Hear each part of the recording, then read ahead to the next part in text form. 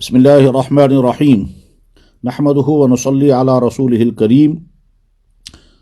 व बिही नस्तईन अम्मा बाद अशहदु अल्ला इलाहा इल्लल्लाह व अशहदु अन्न मुहम्मदर रसूलुल्लाह सल्लल्लाहु तआला अलैहि वसल्लम रज़ीतु बिल्लाहि तआला रब्बन व बिल इस्लामि दीनन व बि मुहम्मदिन सल्लल्लाहु अलैहि वसल्लम नबिय्यन व रसूला। हज़रात, वबाई बीमारी के नतीजे में पैदा होने वाले मसाइल जो इस वक्त तमाम उम्मत के सामने हैं, उन मसाइल में से चंद मसाइल के मुताल्लिक कुछ गुफ्तगू करने की ज़रूरत पेश आ रही है। इसलिए अल्लाह सही बात करने की तौफीक अता फ़रमाए और सही तनाजुर के साथ समझने की तौफीक अता फ़रमाए। हज़रात, हर साहिब ईमान को यकीन है कि मौत अपने वक्त पर आएगी। अपने वक्त से पहले किसी को मौत नहीं आ सकती और जिस ज़रिए से अल्लाह ताला शान ने मौत लिखी है उसी ज़रिए से वो मौत आएगी, उसको बदला नहीं जा सकता। ये अल्लाह का अटल कानून है और ये कुरान करीम में भी है, अहादीस मुबारका में भी है। बल्कि बुखारी शरीफ की हदीस में तो साफ मौजूद है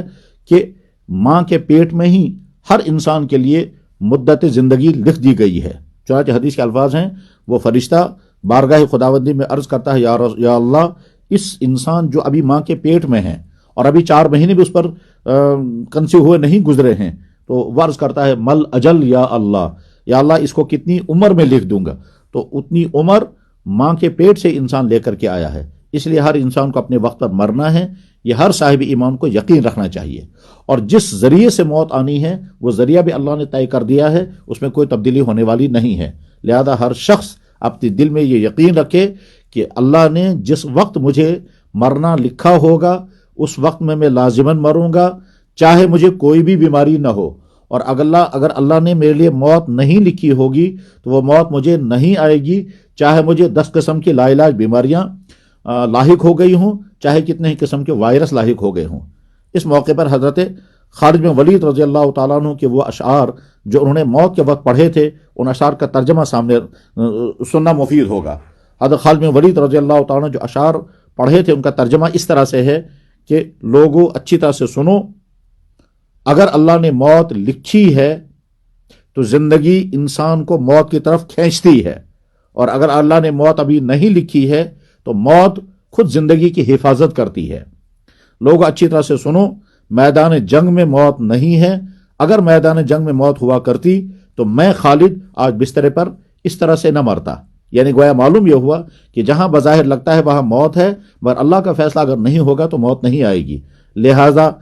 मौजूद वायरस के नतीजे में जो खौफ पैदा हो गया है और हर इंसान डरा हुआ है कि न जाने कब क्या होगा और मेरे साथ क्या होगा, मेरे अहल-ओ-याल के साथ क्या होगा, तो हर साहिब ईमान अपने दिल में ये यकीन रखे कि हम में से जिसकी मौत का फैसला अल्लाह ने इस वायरस के जरिए लिखा होगा वो लाजिमन इसका शिकार होगा। बचने के तदाबीर कितनी ही ज़्यादा की जाएं वो महफूज नहीं रह सकेगा। ये ईमान का हिस्सा है और ये ईमान का हिस्सा और तकदीर का फैसला यही है।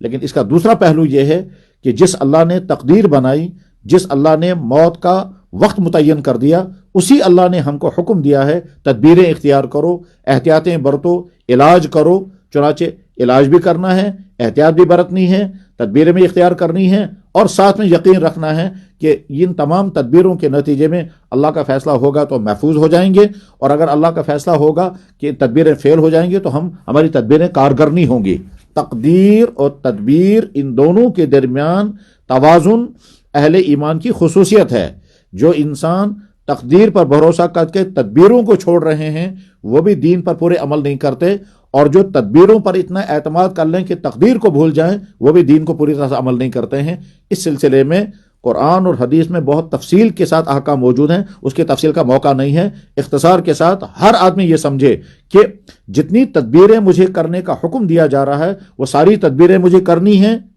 और उसके बाद फिर फैसला अल्लाह के हाथ में रखना है। बिल्कुल उसी तरह से जिस तरह से बच्चे को दूध पीते बच्चे के मुंह तक, उसके पेट तक दूध पहुंचाना है, आधा निजाम अल्लाह ने अपने हाथ में रखा, माँ की छाती में दूध पैदा करना, और आधा काम माँ के हवाले कर दिया, वो अपने बच्चे को दूध पिलाती है। اللہ جل شانہ کو طاقت تھی کہ وہ ماں کے واسطے کے بغیر ہی بچے کے منہ پیٹ میں دودھ پہنچا دیتا، مگر نہیں، اللہ نے دو نظام بنائے، ایک اپنے ہاتھ میں رکھا اور ایک ماں کے ہاتھ میں دے دیا۔ بس ٹھیک اسی طرح سے اللہ نے تقدیر متعین کر دی ہے اور ہمیں تدبیر اختیار کرنے کا حکم دیا ہے۔ اللہ کے نبی علیہ الصلوۃ والسلام نے مختلف بیماریوں میں اپنا علاج بھی کیا، اور یاد رکھنا چاہیے کہ اللہ کے نبی علیہ الصلوۃ والسلام پر ہر طرح کی جسمانی پریشانیاں بھی آئیں، مثلا آپ پر جادو بھی کیا گیا، آپ پر حملے بھی کیے گئے، آپ زخمی بھی ہوئے، آپ کو خود بھی چوٹ لگی، آپ پر سحر بھی کیا گیا،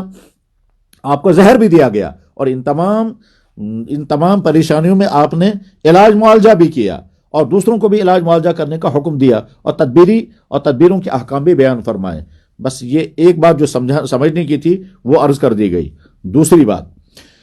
اللہ حفاظت فرمائے، اگر ہمارا کوئی بھائی اس مرض کا شکار ہو گیا ہو تو اچھی طرح سے ذہن میں رکھ لیں، اس کے ساتھ نہ نفرت کرنی ہے، نہ اس کو طعنے دینے ہیں، نہ برا بھلا کہنا ہے، نہ اس کے عیوب کو شمار کرنا ہے، نہ اس کے متعلق یہ کہنا ہے کہ یہ فلاں غلام میں مبتلا تھا، اس وجہ سے اس میں